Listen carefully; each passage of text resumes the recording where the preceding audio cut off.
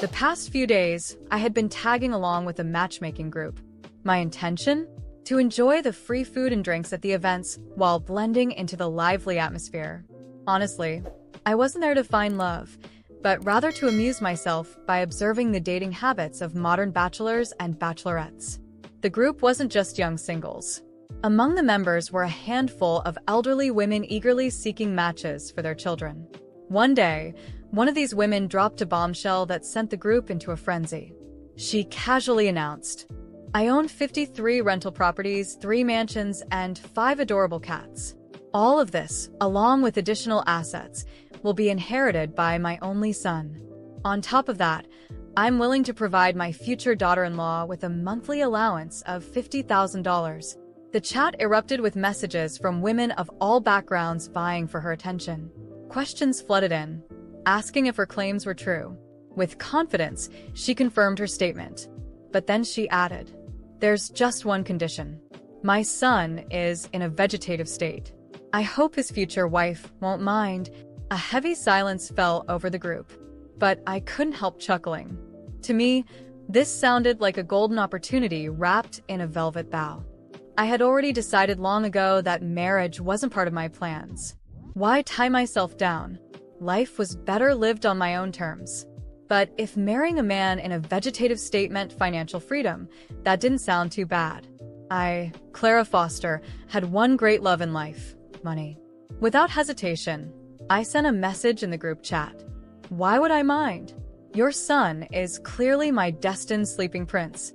The group exploded in laughter and applause. Messages poured in, calling me bold, funny, and even shameless. I didn't care. To me, it was all worth it. Moments later, the woman messaged me privately.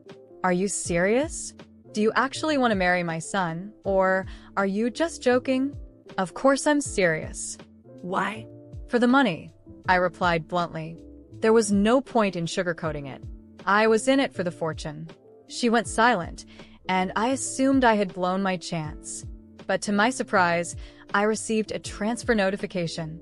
She had sent me $500 as a travel allowance and invited me to visit her at Mansion 9 in Blue Wave Bay, located in Golden Meadows. She promised a warm welcome. Golden Meadows was the most exclusive neighborhood in the city, with mansions averaging over $1 million. This woman wasn't just rich, she was obscenely wealthy. Grinning, I shamelessly accepted the money and set off immediately. When I arrived at Mansion 9, I was greeted by an atmosphere of luxury and elegance. The mansion's exterior was stunning, with meticulously maintained gardens and an air of nobility that made me feel slightly out of place. After straightening my hair and smoothing my clothes, I rang the doorbell. A glamorous woman in her 40s opened the door, her radiant smile lighting up the entrance. She exuded sophistication, appearing no older than her early 30s. Her flawless skin and impeccable fashion sense made me feel like I was meeting a celebrity. "Hello, my name is Clara Foster," I introduced myself, extending a hand. "I'm a graduate of a prestigious Ivy League university currently preparing for the civil service examination." The woman, Olivia Harrington, shook my hand warmly, her eyes gleaming with approval. "You're young, beautiful, and accomplished." "Wonderful." After exchanging pleasantries, she invited me inside, pouring tea as we sat in the opulent living room. She asked about my background, family, work, and aspirations. My parents divorced when I was young, and neither of them kept in touch with me. "I've been on my own ever since," I explained. "As for work, I'm a fashion designer with an annual salary of around $100,000. Emily nodded thoughtfully, her expression difficult to read. She didn't push further, and soon motioned for me to follow her upstairs. "Are we going to meet my sleeping prince now?" I teased lightly. She smiled softly. "Yes." "My son is also my precious sleeping prince." We climbed to the 3rd floor and entered a bedroom. I wasn't expecting much. I had already steeled myself for a purely transactional relationship. I didn't need romance or affection. All I needed was to secure the arrangement and fulfill my part. But the moment I saw him, my breath caught. He lay peacefully on the bed, his long lashes casting delicate shadows on his cheeks. His features were so refined, they seemed like the work of a master sculptor. The sharp lines of his collarbones peeked out from under his shirt, exuding an almost ethereal elegance. My heart skipped a beat, and my mind raced. This is my prince. For the first time, I felt something more than ambition or greed. Was it excitement? Was it attraction? Whatever it was, one thing became clear. This was not going to be as straightforward as I had imagined. I never expected my sleeping prince to be so breathtakingly handsome. He looked like he had stepped out of a magazine. For years, I had been indifferent to men, but now everything seemed different. Perhaps the rumors were true. Appearances really did have a strange power over us. Emily, the poised woman at his bedside, gently held her son's hand, patting it softly as she glanced at me. Her voice was calm, but her eyes betrayed a deep sadness. "Isabella, this is my son, Marcus. His father passed away when he was just a child.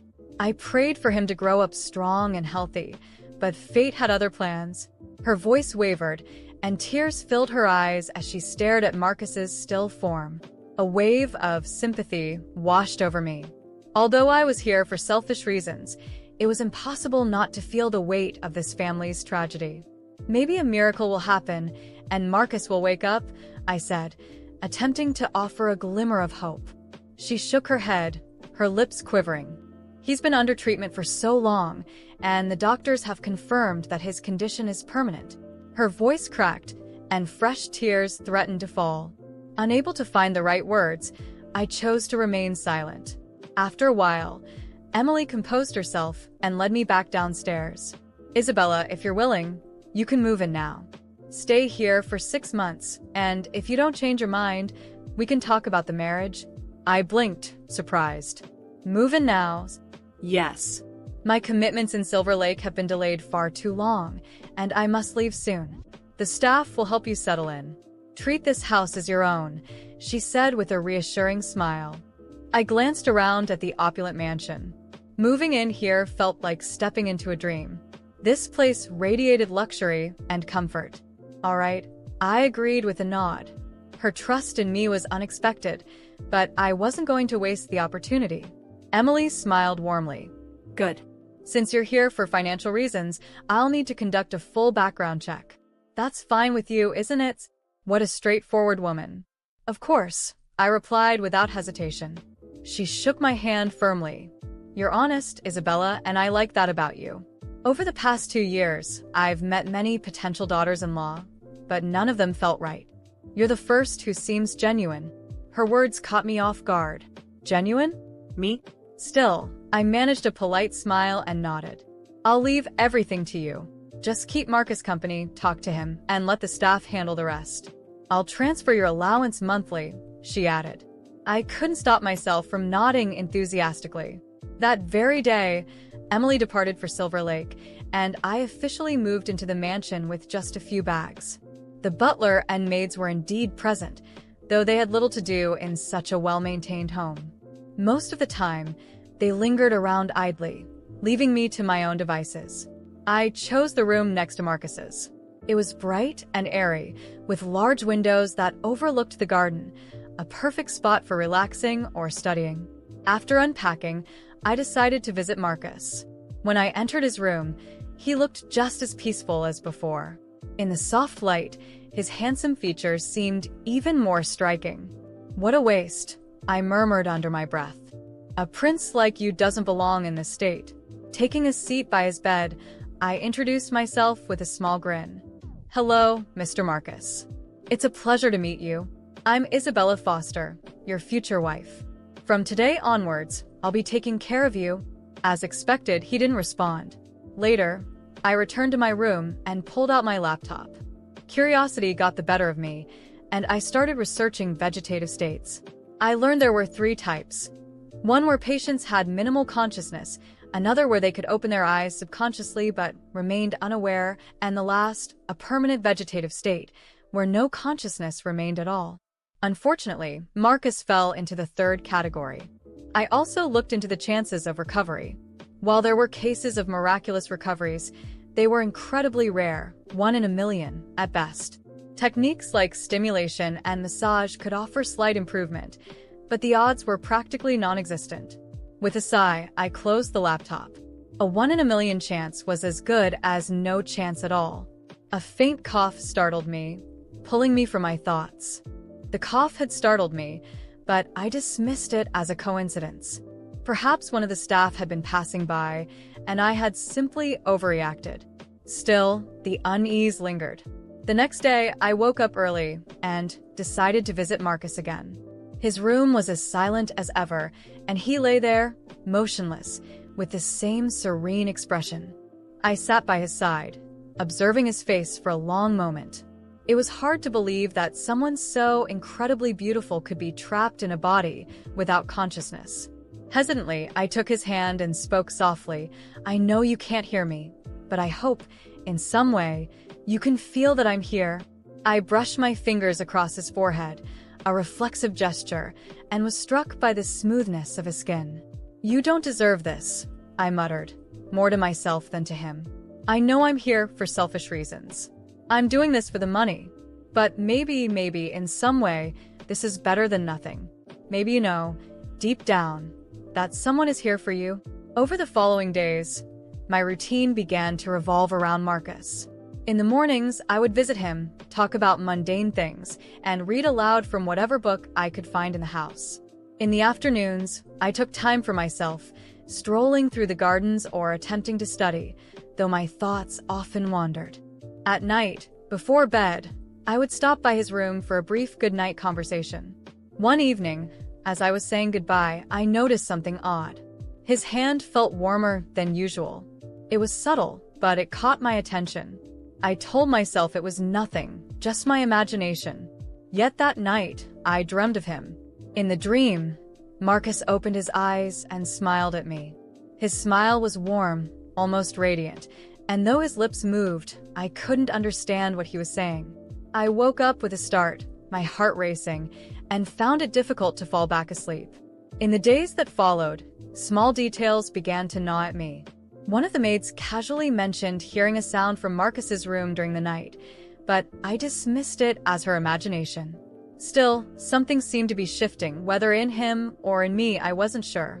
I began to feel an inexplicable connection to him, as though he were becoming a part of my life in a way I hadn't anticipated. Then, one morning, while I was holding his hand and reading to him, I felt it. A faint movement. It was so slight I almost doubted myself, but his hand had undeniably responded to mine. My breath caught, and I stared at him, searching for any other signs of awareness. His face remained as still as ever, but I couldn't shake what I had felt. "Marcus? Can you hear me?" I whispered, my voice trembling. Of course, there was no answer, but my heart pounded in my chest. I reported what I had experienced to the family doctor, who came to examine him. The diagnosis remained the same, a permanent vegetative state. However, the doctor encouraged me to continue interacting with him. "There's no harm in providing stimulation. Even if the chances of recovery are slim, engagement is beneficial," he said in a clinical tone. I left the conversation frustrated but more determined than ever. If something was changing, I needed to understand it. One evening, while walking through the garden and reflecting on my life and the choices that had brought me here, I heard a sound from Marcus's room. This time, it wasn't a cough but something resembling a soft groan. I rushed upstairs, my heart racing. When I entered, he was as I had left him, still and peaceful. Yet, the atmosphere in the room felt heavier, almost charged. That's when I noticed the balcony door was open and the curtains were billowing in the breeze. I closed the door but couldn't shake the feeling that something was happening. I began to notice changes in the behavior of the house staff as well. The butler, usually calm and composed, seemed tense. The maids whispered to one another, abruptly stopping when I approached. I asked them directly if something was wrong, but they insisted everything was fine. One night, I woke up with a strange feeling and decided to check on Marcus. When I entered his room, I nearly stumbled. Something was off. The bed looked slightly different, as though someone had adjusted it. A faint scent lingered in the air, like perfume, though I hadn't worn any that day. My pulse quickened as I scanned the room for an explanation. I must be imagining things, I murmured to myself, leaving quickly. But the feeling wouldn't leave me. Day by day, it grew stronger. It was as if there was something everyone in the house knew, something I was being kept in the dark about. I was certain something was happening in that house, something no one wanted me to know. The feeling that the staff knew more than they were letting on consumed me day by day. My relationship with Marcus, which had initially been based on self-interest, had transformed into something I couldn't explain. He was there, motionless, yet his presence was so strong it was impossible to ignore. That night, I waited until everyone in the house was asleep. The absolute silence made every sound feel thunderous, but I was determined. I crept into Marcus's room, lit only by the moonlight streaming through the curtains. He was as he always was, but there was something about the atmosphere that made me feel I wasn't alone. I approached his bed and, for the first time, decided to examine the details around him. That's when I noticed something strange, a small journal tucked under the bedside table, almost out of sight. Carefully, I retrieved it and returned to my room. My heart pounded as I opened it, revealing pages filled with elegant handwriting, likely Emily's. The journal told a story that felt surreal. Emily recounted how Marcus had entered his vegetative state after a car accident, but his condition wasn't entirely natural. According to her writings, an experimental treatment had been administered, something that was supposed to help him recover. However, the results had been unexpected. She mentioned strange occurrences, sporadic movements, sounds he supposedly couldn't make, and even the impression that Marcus was conscious, but unable to communicate. The final entries were chilling. Marcus is trapped between two worlds. It's not just his body that's still, his mind is fighting. He's not completely here, but he hasn't left either. The doctors don't believe me, but I know he's trying to come back. I closed the journal, my mind racing. I needed answers.